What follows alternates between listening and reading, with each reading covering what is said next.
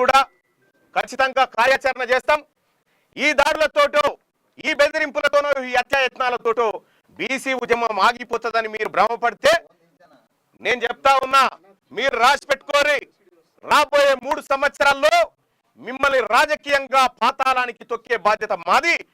బీసీలము అనగారిన వర్గాలను ఈ రాష్ట్రంలో అధికారంలోకి రావడానికి మా ప్రయత్నంలో ఇసుమంతా కూడా తగ్గదు.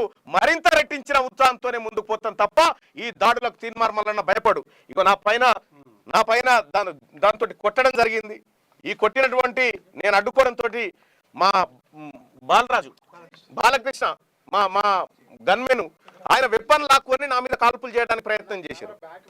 ఈ రకంగా ఒక ఎమ్మెల్సీని నేను నా పైన హత్యాయత్నం చేసేటువంటి ప్రక్రియ కల్వకుంట్ల కవిత గారు ఆయన కుటుంబం ఆమె కుటుంబం అంతా ఈ కార్యక్రమానికి తెగబడిందంటే ఇక మీరా మేమా బీసీలమా తేల్చుకుంటాం. ఈ రాష్ట్రాన్ని 10 సంవత్సరాల పాటు దోచుకున్నటువంటి కల్వకుంట్ల కవిత కుటుంబమా, తెలంగాణ రాష్ట్రంలో ఉన్నటువంటి 2.5 కోట్ల బీసీ సమాజమా ఇక తేల్చుకుంటాం మేము.